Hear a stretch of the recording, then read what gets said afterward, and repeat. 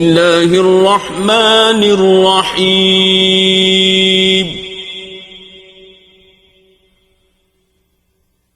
سبح اسم ربک الاعلی۔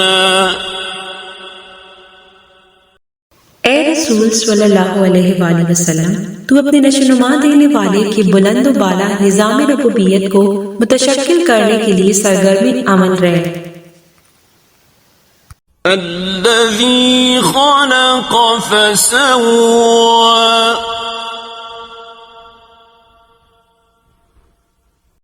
اس خدا کے نظام ربوبیت کو متشکل کرنے کے لیے جو والذی قدر فہدی،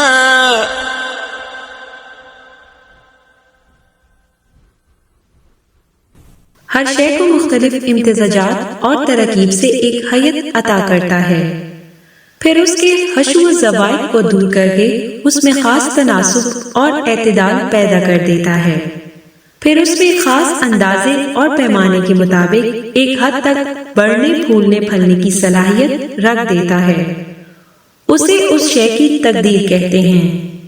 اس کے بعد اسے وہ راستہ دکھا دیتا ہے جس پر چلنے سے وہ شے اپنی تکمیل تک پہنچ سکتی ہے۔ یہ رہنمائی کائنات کی ہر شے کے اندر رکھ دی جاتی ہے۔ اسے اس شے کی فطرت یا جبلت کہا جاتا ہے۔ اس طرح کائنات کی ہر شے خدا کے قانون کے مطابق اپنے نقطۂ آغاز سے منزل بمنزل اپنی تکمیل تک پہنچ جاتی ہے۔ اسی کو نظام ربوبیت کہا جاتا ہے۔ والذی اخرج المرعى،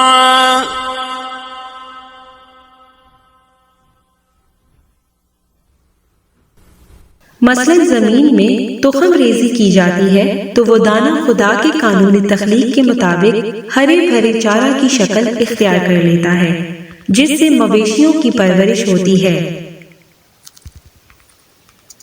فجعلہ غثاء احوا،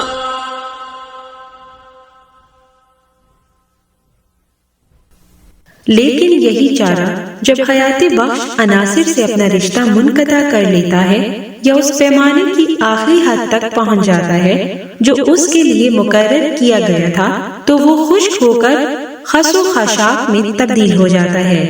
اس کی یہ زندگی، نمو اور پھر موت سب خدا کے قانون کے مطابق واقع ہوتی ہے جسے ہر شے کے اندر رکھ دیا گیا ہے۔ سنقرئک فلا تنسى،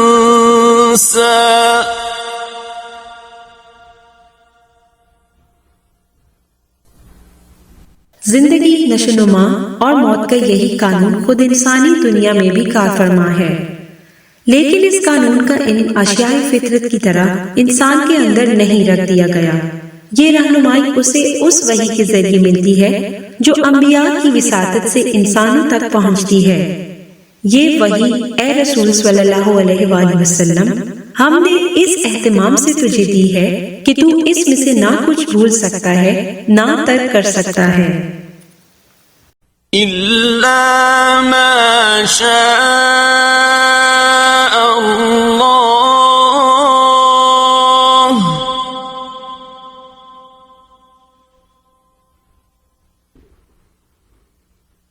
انہ یعلم الجہر وما یخفی،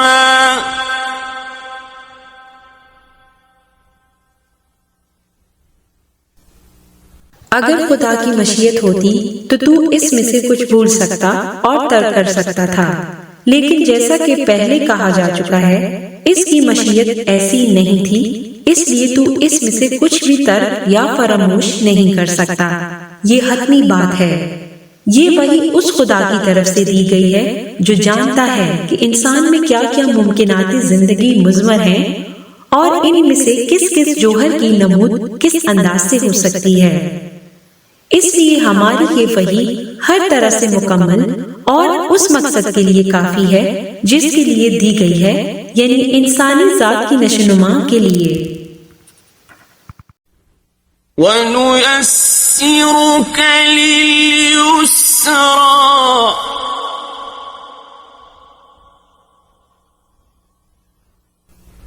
یہی نہیں کہ تجھے وہی بھولے گی نہیں، اس کے مطابق ایک معاشرہ متشکل کرنے کے لیے ہم تیرے لیے آسانیاں بھی پیدا کر دیں گے، اور یوں تو آہستہ آہستہ اس نظام کو تکمیل تک پہنچا دے گا۔ فَذَكِّرْ إِن نَّفَعَتِ الذِّكْرَىٰ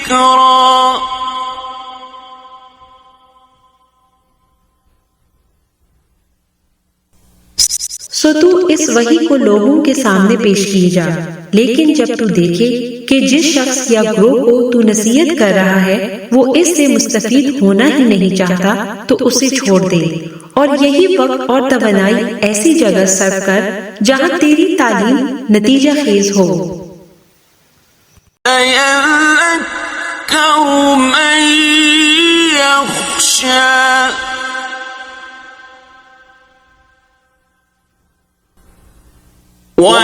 اس لیے کہ اس سے وہی شخص فائدہ اٹھائے گا جو عاقبت اندیش ہوگا، جسے اپنے نفع نقصان کا خیال ہوگا، جو غلط روش کے تباہ کن نتائج سے بچنا چاہے گا۔ يَتَجَنَّبُهَا الْأَشْقَى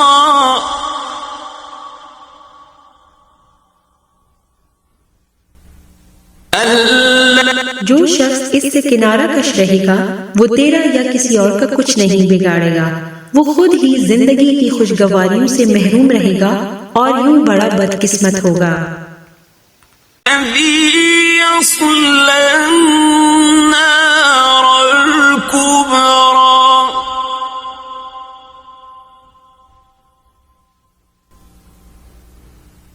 تباہیوں کے اس جہنم میں داخل ہوگا جو سب کچھ جلا کر راکھ کا ڈھیر بنا دیتا ہے۔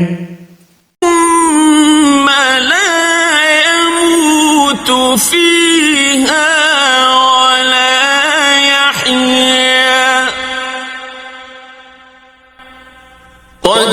اس میں انسان کی حالت یہ ہوتی ہے کہ نہ تو وہ مرتا ہی ہے کہ یوں اس عذاب سے چھٹکارا حاصل ہو جائے، اور نہ ہی اس کا شمار زندوں میں ہوتا ہے۔ أَفْلَحَ مَن تَزَكَّىٰ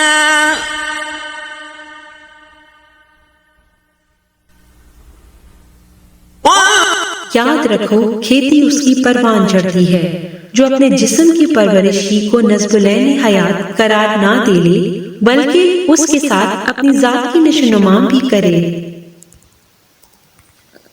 ذَكَرَ اسْمَ رَبِّهِ فَصَلَّىٰ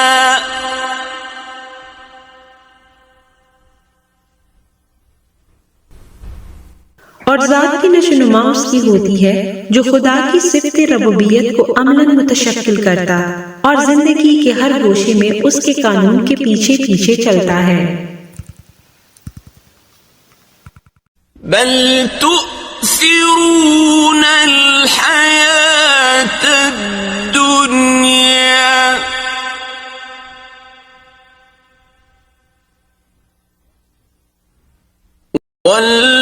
والآخرة خير وأبقى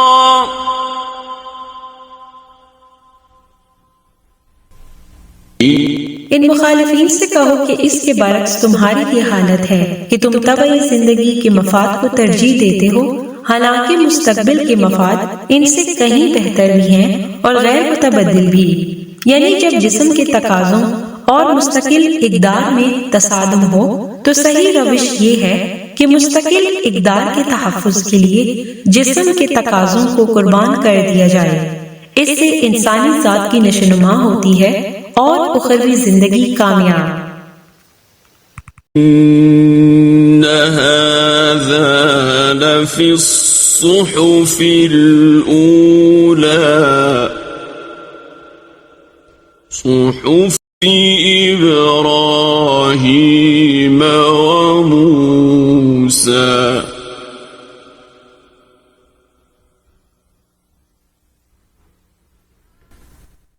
یہ وہ حقیقت ہے جسے قرآن میں پہلی بار بیان نہیں کیا گیا۔ سابقہ آسمانی کتابوں میں بھی یہی پیغام دیا گیا تھا۔ مثلاً جو کتاب ابراہیم علیہ السلام کو دی گئی تھی اس میں بھی یہی تعلیم تھی، اور جو موسیٰ علیہ السلام پر نازل ہوئی تھی اس میں بھی یہی کچھ کہا گیا تھا۔ دین کی اصل و بنیاد شروع سے ایک ہی چلی آ رہی ہے۔